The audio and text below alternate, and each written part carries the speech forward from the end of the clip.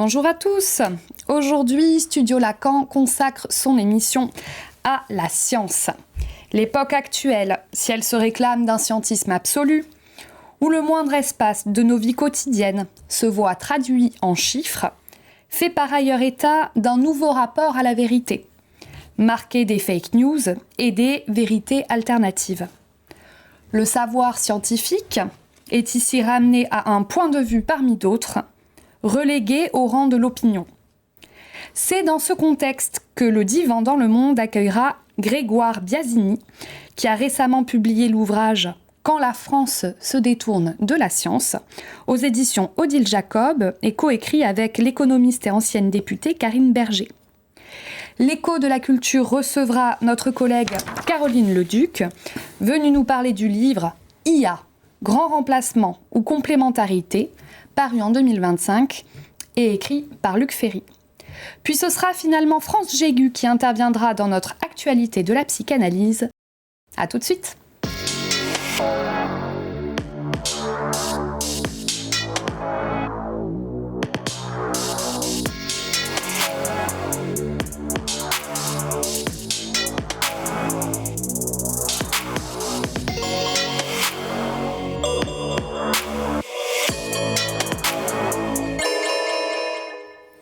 Grégoire Biasini, bonjour, merci d'avoir accepté notre invitation. Bonjour, merci de votre invitation. Alors donc vous êtes spécialisé dans le conseil aux entreprises et vous avez coécrit avec Karine Berger, qui est une polytechnicienne de formation, ce livre hybride à deux mains sur les notions d'acceptabilité qui font votre spécialité, si j'ai bien compris, dans le conseil, d'acceptabilité des solutions technologiques et d'interface entre ces solutions et la société, si tant est qu'une telle chose existe. Alors peut-être vous pouvez, dans un premier temps, nous expliquer quelle a été cette rencontre avec Karine Berger et pourquoi le projet de ce livre.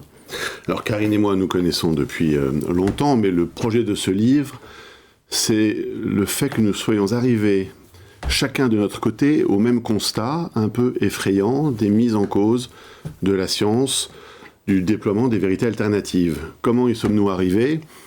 Elle, vous l'avez dit, elle est polytechnicienne, mathématicienne. Elle d'ailleurs préside le conseil d'administration de l'Institut Poincaré. Et dans son métier, à l'INSEE, elle est témoin, comme tous, du débat que génère chaque parution de toute statistique.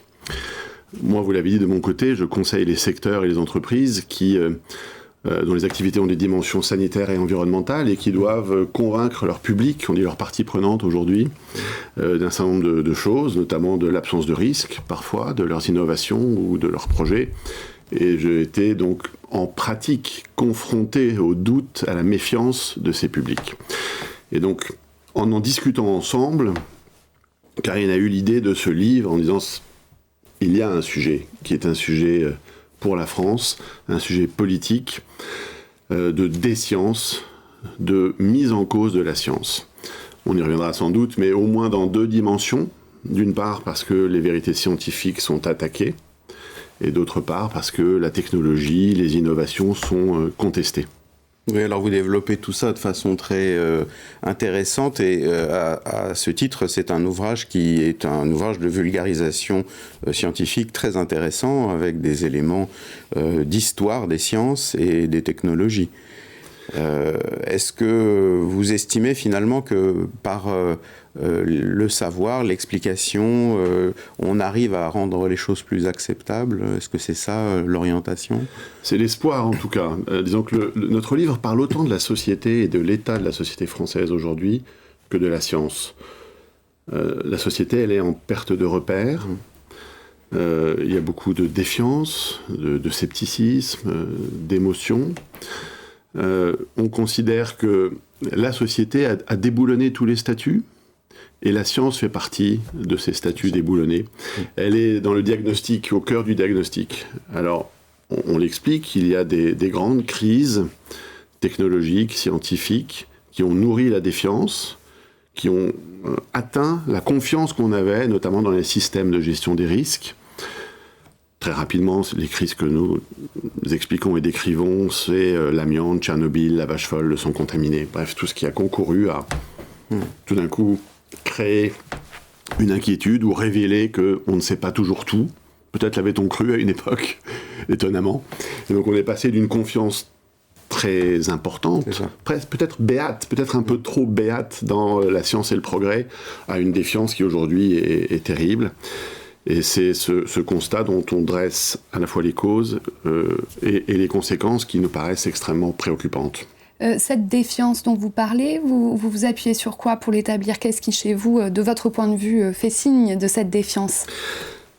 À la fois la contestation des vérités et le refus de certaines innovations. Alors, il y a beaucoup d'exemples. Si on prend les sondages, il y a vraiment une convergence dans tous les sondages pour montrer l'affaissement du niveau de confiance. Je vais vous en citer quelques-uns. Le sondage Ipsos, par exemple. En 30 ans, le nombre de Français qui pensent que la science apporte plus de bien que de mal a été divisé par 2. On est passé de 60 à 30%. Et c'est un phénomène qui n'est pas que français, qui est très occidental. Quand vous prenez les mêmes baromètres à l'international, par exemple sous un autre angle, est-ce que vous pensez que demain la médecine guérira toutes les maladies? En Occident, on n'est que 40% à dire oui. En Asie du Sud-Est, en Inde, en Thaïlande, en Indonésie, c'est plus de 80% des gens qui disent oui. Donc on voit bien qu'il y a un phénomène aussi qui sont en retard. qui est dans nos sociétés, sur la défiance, oui, incontestablement. Le fameux retard asiatique.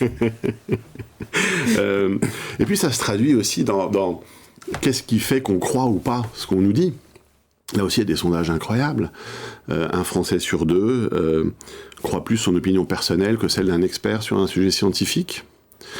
Un Français sur 2 pense que c'est pas parce qu'un expert a fait une démonstration que c'est vrai.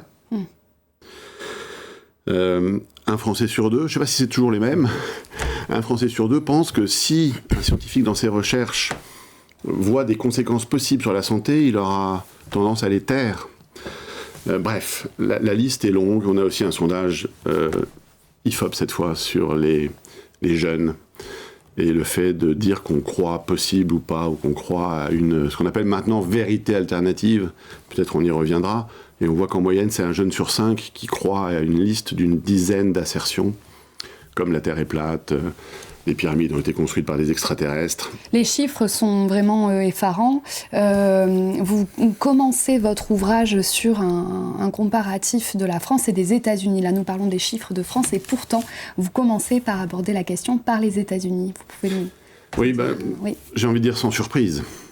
Pour ceux qui suivent l'actualité et qui voient l'administration Trump à l'œuvre depuis 1 an, ça s'est accéléré et amplifié, les mises en cause de la science. Prenons climat et vaccin. C'est une évidence. Dans la dernière recommandation de vaccination aux États-Unis, réduisent le nombre de vaccins obligatoires, par exemple. On a vu la rougeole réapparaître au Texas ces derniers mois, en conséquence de cette baisse de la vaccination. Sur le climat, c'est aussi une évidence. Et sans surprise, c'est là qu'a été inventé le concept de fait alternatif, dont on dit maintenant vérité alternative. C'était assez simple à l'époque. Il s'agissait de savoir s'il y avait plus de monde à l'investiture d'Obama ou à celle de Trump. Il se trouve qu'il y en avait plus à l'investiture d'Obama, mais les porte-parole de la Maison-Blanche affirmaient non, pas du tout, il y avait plus de monde à l'investiture de Trump. Et les journalistes disaient, mais enfin, non, c'est faux. une des conseillères de Trump, pour expliquer, elle dit, écoutez, c'est un fait alternatif. C'est là que ça démarre, et c'est quand même une très belle invention marketing, la vérité alternative, pour ceux qui les portent, hélas, parce que ça marche très bien. Le mensonge, c'est clair, on savait que ça n'avait pas de valeur. Mais est-ce que c'est pas finalement parce que la vérité a pour essence d'être alternative ? Ou alors, vous m'emmenez sur un terrain très, très philosophique. C'est-à-dire qu'on a quand même le sentiment de ce que vous rapportez comme anecdote, que c'est le retour du sens, fût-il insensé d'un point de vue numérique. C'est qu'au fond, on a besoin de se dire quelque chose, alors on se le dit et on va se mettre d'accord pour dire que c'est ça la vérité. Et est-ce qu'au fond, c'est une caractéristique de la vérité que vous contestez dans votre ouvrage en affirmant que la science, c'est la vérité ? Alors, c'est un raccourci auquel on se livre peut-être. Pour ce qui est de la vérité, on cite Hannah Arendt en disant, Hannah Arendt dit il y a deux vérités, les vérités historiques, les vérités des faits scientifiques. Il y a la science établie, la science en mouvement, la pourtant, science établie. On sait à quel point la fragilité du témoignage, on sait à quel point l'histoire peut être relue. Disons, ce qu'on dénonce, c'est la mise en cause de ce qu'on appelle, nous, la vérité, qui est la réalité des faits. C'est pour ça que je prends cet exemple de compter des gens, c'est pas très compliqué. On sait s'il y en a plus ou moins dans un cas ou dans un autre. Ce qu'on dénonce, c'est l'usage conscient et volontaire du mensonge. La post-vérité, c'est quoi ? Je m'en remets à Claudine Tiercelin dans sa conférence inaugurale au Collège de France. Elle dit, c'est quoi ? C'est quand l'opinion l'emporte sur les faits. Et d'ailleurs, les théories du complot, c'est la conclusion qui dicte la démonstration. Ce sont les mêmes logiques. C'est ça que nous dénonçons, c'est la façon dont cette façon de s'emparer d'une non-vérité dicte un agenda politique, c'est ça, avec les conséquences que ça produit pour le débat démocratique notamment. Vous avez l'idée qu'il y a des faits, qu'il peut y avoir des faits sans opinion. Oui. Qu'il faut éradiquer l'opinion de tous les faits. Alors, mon métier, c'est d'essayer justement de gérer, entre guillemets, les opinions. Donc, je ne sous-estime en rien l'opinion, la façon dont elle se construit, et on travaille sur les différents biais, etc., etc. Mais enfin, depuis un certain temps, en Occident du moins, on s'est entendu sur l'idée qu'il existait une vérité. Et donc, c'est de ce point de départ que nous démarrons notre démonstration pour montrer comment ce point de consensus sur lequel on peut discuter et débattre est mis à mal. Nous ne sommes pas les seuls à avoir démontré. Par exemple, M-Poly, les ingénieurs du chaos, montrent comment, peut-être on en parlera, les réseaux sociaux favorisent la construction de mouvements d'opinion, indépendamment de toute vérité. Si on revient sur deux sujets qui sont devenus polémiques, mais le climat, est-ce qu'il y a un changement climatique ? Il semblerait que oui.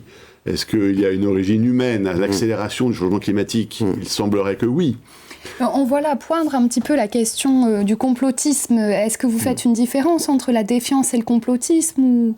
Oui, on a le droit d'être sceptique, absolument, et de ne pas prendre tout pour argent comptant. On n'est pas en train de dire « ayons une confiance naïve en toute science au nom du seul fait que ce serait de la science », parce qu'on sait aussi les limites et les risques du scientisme. On les dénonce d'ailleurs. Notre point est un propos politique, de dire « si on veut débattre dans une démocratie, il faut qu'on ait un minimum d'entente au départ pour que la discussion soit fructueuse ». Et je crois qu'hélas, la façon dont, y compris en France, s'organise aujourd'hui le débat politique montre bien que si chacun campe sur une position dogmatique ou fausse, pour revenir sur cette notion de vérité alternative, parce qu'on peut argumenter que la Terre est plate à l'infini, il n'y a pas de problème, mais la Terre n'est pas plate. Et donc si chacun campe sur ce point de départ, il n'y a plus de débat possible, et c'est la démocratie qui est en cause.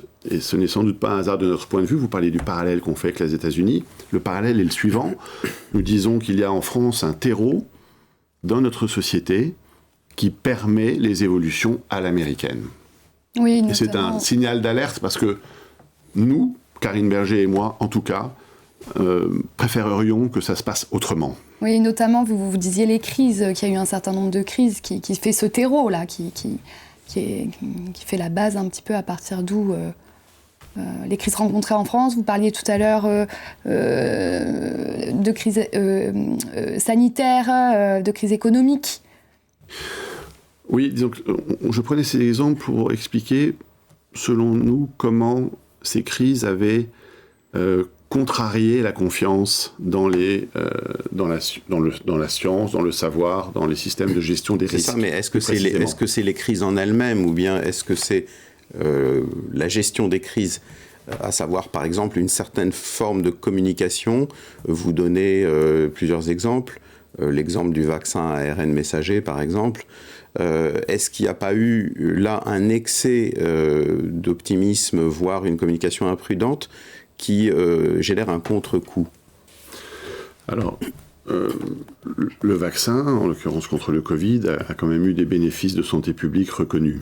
Mais très discuté aujourd'hui, y compris par les scientifiques. En revanche, quand on pose la question de façon alternative, selon cette logique, c'est est-ce que le vaccin ARN messager détruit les organes des nourrissons? C'est ce genre d'excès contre lequel nous luttons, qu'il y ait débat sur l'efficacité d'une molécule. Il faut reconnaître que c'est un vaccin qui a été diffusé en phase d'expérimentation. La phase 3 a été dans la population générale, ce qui n'était jamais arrivé auparavant. Il y a une telle accélération. On va parler peut-être tout à l'heure des réseaux sociaux, de l'accélération qui empêche de réfléchir, mais la science elle-même permet une accélération qui empêche de réfléchir aussi. Et sur les effets indésirables du vaccin, aujourd'hui, on a des mécanismes, ça vient de sortir, de destruction effectivement des organes, les myocardites, les péricardites, qui aujourd'hui sont considérés comme des effets classes de tous les vaccins ARN messager, pas seulement le Covid, et qui remettent en cause l'industrialisation même. Alors évidemment, on ne pouvait pas le savoir parce que c'est allé très vite. Et au fond, est-ce qu'il n'y a pas eu un excès d'optimisme qui se retourne contre la science?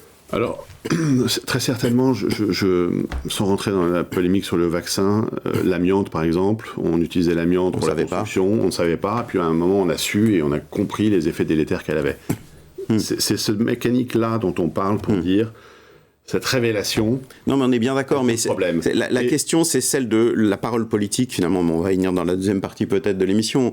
C'est, au fond, comment est-ce qu'on gère le doute que, finalement, la science, c'est à un moment donné une vérité qui va être elle-même alternative, puisqu'elle est remise en cause régulièrement. C'est comme ça qu'elle avance, par crise, du reste. C'est le propre de la méthode scientifique, l'usage raisonné du doute et les mises en cause. Mais il y a un moment où il y a quand même, la Tour le dit, il y a un socle de la science établie versus la science en mouvement. Il y a quand même des choses, la gravité, par exemple, vous voyez, où je me mets sur la planète, je pense que mon stylo tombera si je le lâche. Il y a des éléments... C'est ça, mais est-ce que c'est pas finalement votre ouvrage, est-ce qu'il contribue pas justement à essayer de réintroduire une parole plus raffinée, plus nuancée, qui a fait défaut jusque-là?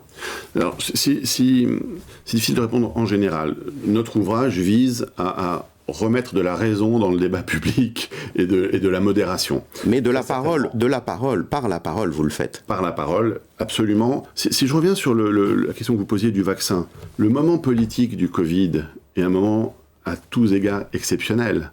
Le monde enfermé, le monde confiné, l'émotion générée par les milliers de morts partout dans le monde. Quelle politique se serait privée de ce qu'on lui présentait comme une solution et qui s'est révélé l'être pour minimiser l'impact d'une telle pandémie? Donc je pense que l'art politique est un art difficile et en l'occurrence, voilà, on a été vite, mais c'était vraisemblablement la décision politique la plus raisonnable. D'ailleurs, elle a été prise partout dans le monde. Bon. Eh bien, on va poursuivre cette discussion tout à l'heure. On va introduire là l'écho de la culture qui concerne aussi une problématique de science, puisque nous accueillons Caroline Leduc qui va nous parler de l'intelligence artificielle.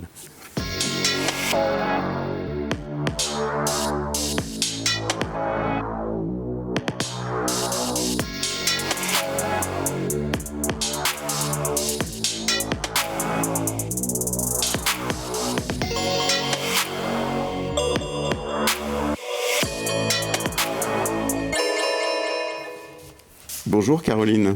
Alors vous allez nous parler d'un ouvrage de Luc Ferry qui concerne la question de l'hybridation entre l'humain et une technologie.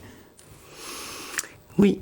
Alors donc c'est un essai paru l'année dernière, IA, grand remplacement ou complémentarité. Alors le livre procède par une série de grandes questions, nourries de références philosophiques et d'échanges avec des spécialistes de l'IA, pour examiner ce que l'IA fait à l'idée de l'humanisme. On pourrait croire, à lire ce livre, que la question est simple. L'IA va-t-elle remplacer le travail, la créativité, le jugement humain, ou les assister, les prolonger ? Pourtant, ce que Luc Ferry interroge, il me semble que c'est moins cette alternative technique que la possibilité de maintenir un choix de civilisation. L'IA convoque l'idée même de l'humain. Ferry l'attrape en soutenant un idéal humaniste. Il plaide pour une complémentarité maîtrisée entre l'homme et la machine. Mais cette opposition, remplacement ou complémentarité, me paraît trompeuse. Elle implique une définition réductionniste de l'être humain, qui serait comme ça doté de facultés naturelles que la machine pourrait imiter. Mais c'est oublier l'incidence de la pulsion au point d'origine de la parole.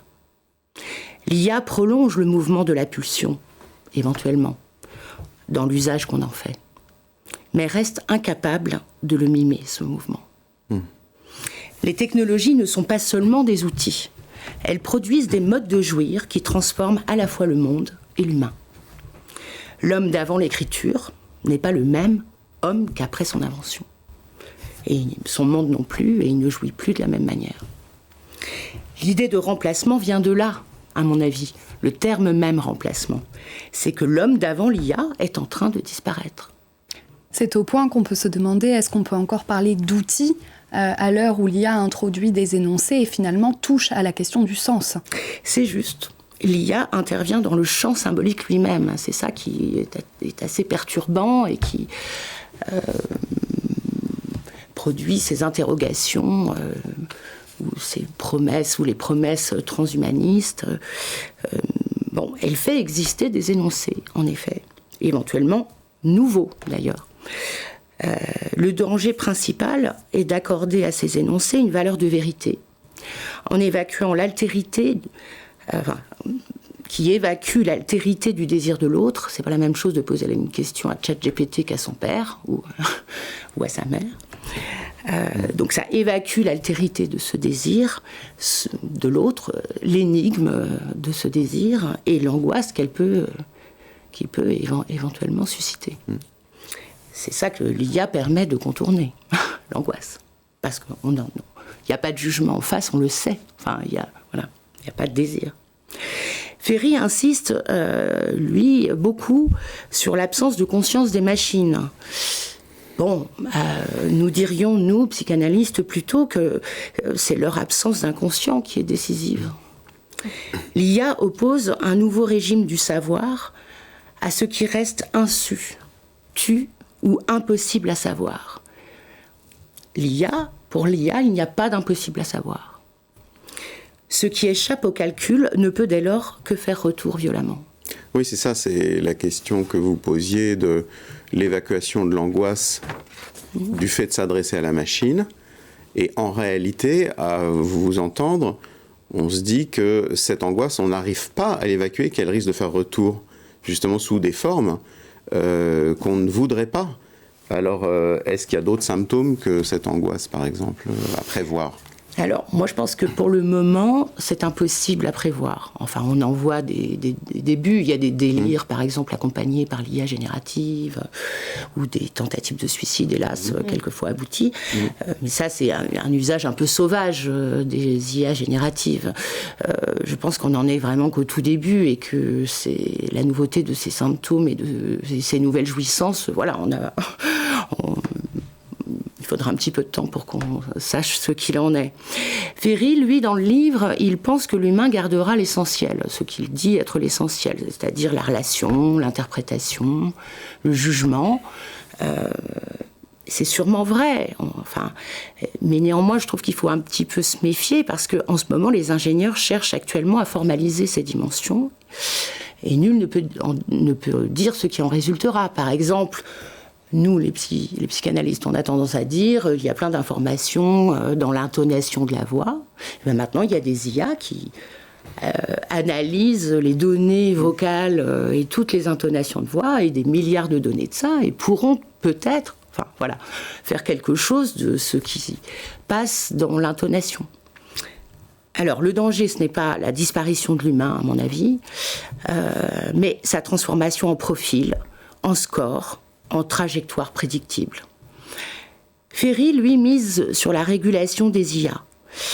Et pourtant, cette régulation, elle sera toujours après coup et tardive, parce que les IA fabriquent déjà une nouvelle manière de gouverner les conduites et les désirs, et qui excède largement le pouvoir des États, et largement aussi celui des plateformes privées qui court-circuitent même, puisque c'est privé en effet. Oui, mais même ce qu'ils essayent eux de réguler, en fait, est complètement, aussitôt qu'une censure, un filtre, aussitôt les usagers, même c'est un jeu, de subvertir ça et de le dépasser.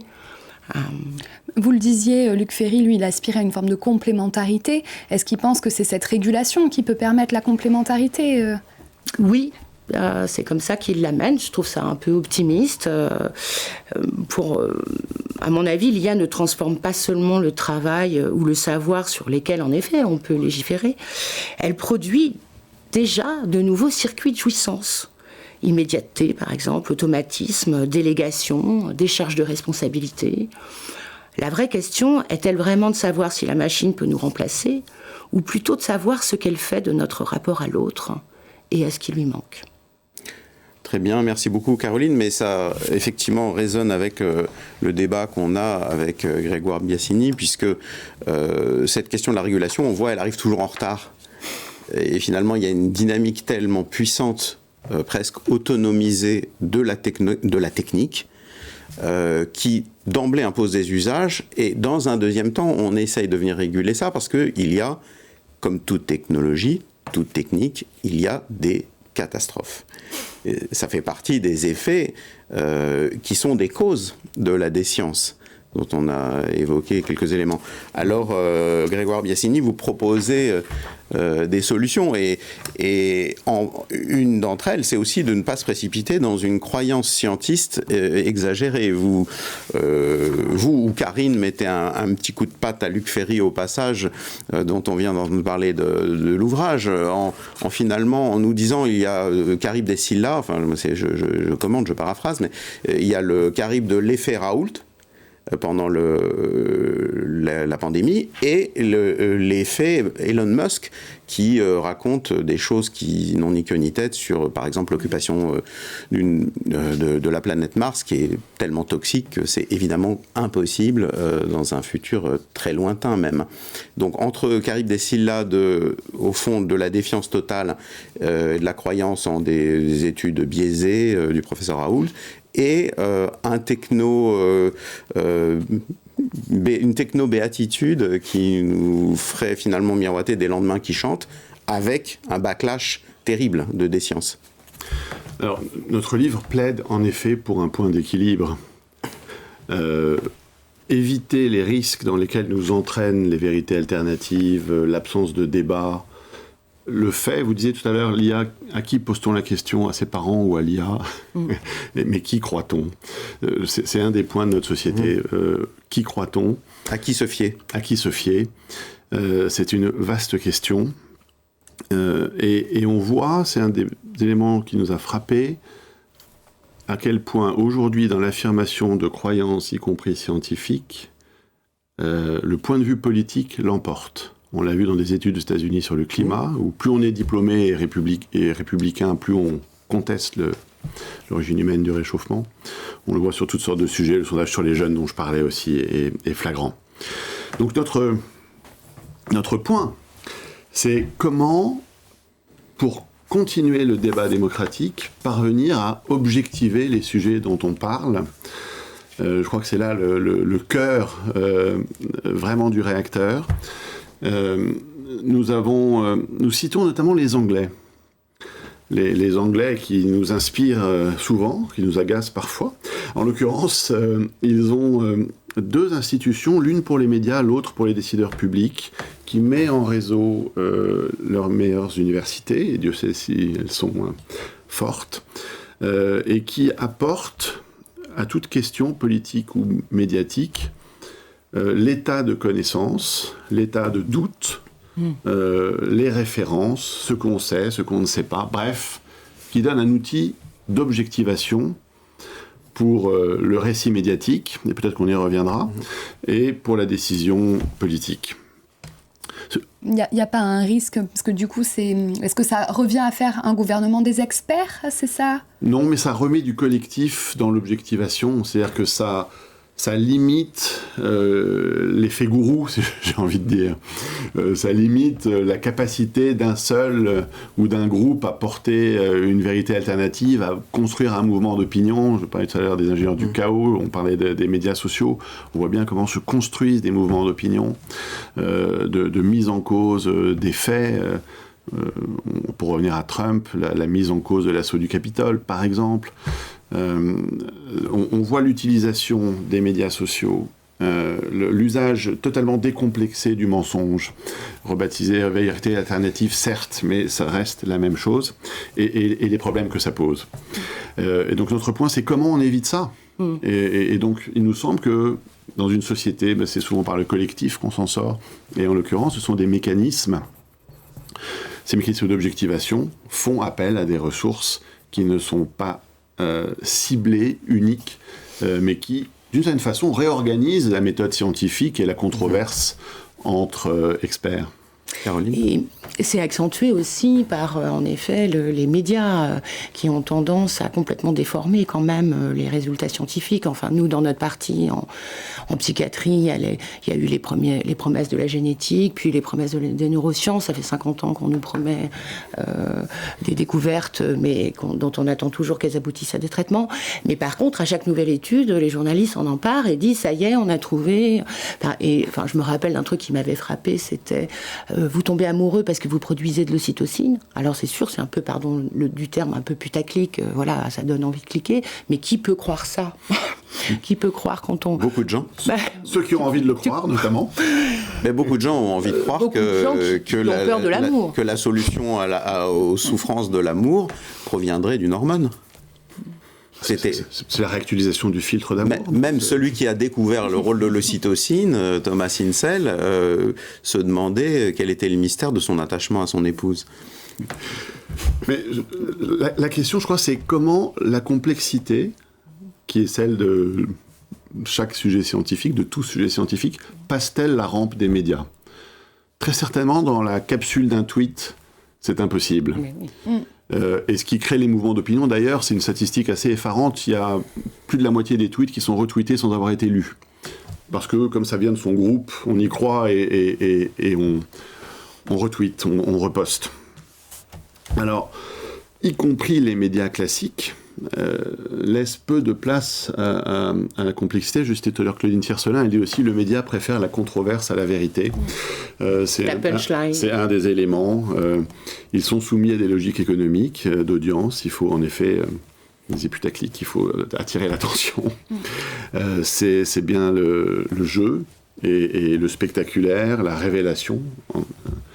La controverse l'emporte. Alors une des solutions que vous proposez pour contrer cet effet, c'est celui effectivement d'avoir un scientifique en chef, en quelque sorte, un peu sur le modèle de ce qui s'est produit pendant le Covid avec le comité scientifique, mais qui a été aussi en expérimentation effective en Australie, je crois.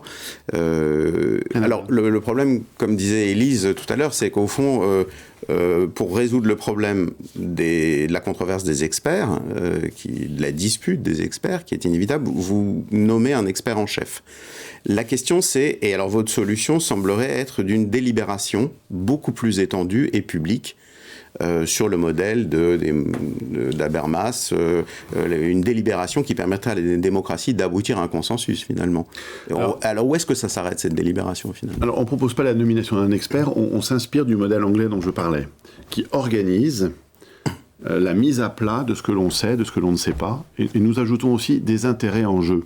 Dans le climat de suspicion dans lequel nous régnons, c'est absolument indispensable. Alors, ça a introduit la question de conflit d'intérêts, dont je ne crois pas que vous parliez beaucoup. Ce terme, le syntagme est prononcé une fois, je crois. Écoutez, on ne l'a pas compté. En tout cas, on en parle, c'est l'idée, me semble-t-il, parce que de fait... C'est ça. Je vais me livrer à la caricature, après tout, il n'y a pas de raison de la laisser toujours aux autres. Aujourd'hui, quand il y a financement, il y a suspicion de corruption et de conflit d'intérêts. On en arrive à des excès quand même problématiques. Je donne un exemple aujourd'hui, quand on... Enfin, il n'y a pas besoin d'être paranoïaque pour qu'il y ait des complots. Peut-être si, un peu quand même. En revanche, il n'y a pas besoin. Non, il n'y a pas besoin d'être paranoïaque pour se méfier raisonnablement de ce que l'on entend. Aujourd'hui, le complot, on a une conclusion, une croyance, et on va faire une démonstration. Mais il y a aussi des complots réels, il y a des intérêts de l'industrie. C'est pas pour rien je préfère le mot intérêt, et c'est pour ça que je dis objectiver les intérêts. Nous avons tous des intérêts. C'est ça. Vous-même, donc Studio Lacan, tout le monde a des intérêts. Les publier.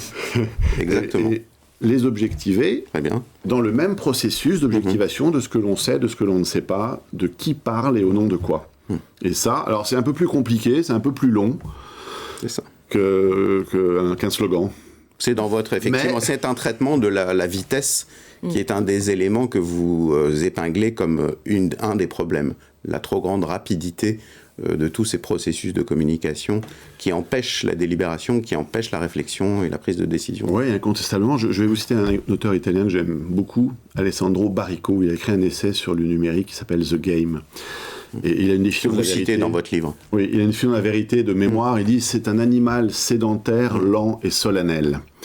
Et il dit ça pour expliquer qu'en quoi cette vérité, avec ses caractéristiques, est battue en brèche et mise à mal par cette fantastique accélération et la vitesse de propagation de tout, et à commencer par les informations. J'ajoute un autre facteur qui est l'augmentation des tuyaux. Oui. Madame de Staël s'en plaignait déjà. Elle disait la multiplication des gazettes à la Révolution a permis la multiplication des rumeurs et des mensonges. Donc c'est pas nouveau. Mais évidemment, la multiplication des tuyaux, elle est phénoménale aujourd'hui. Et plus vous avez de tuyaux, plus vous avez de place pour tout.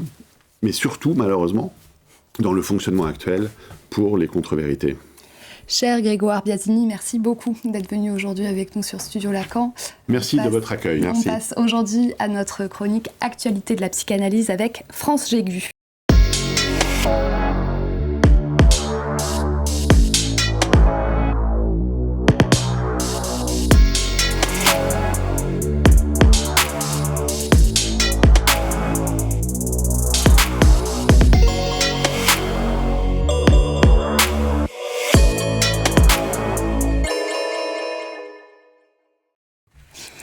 Vous allez nous parler aujourd'hui du délire scientiste, mais disons peut-être déjà que Freud lui-même espérait que la psychanalyse puisse prendre sa place parmi les sciences.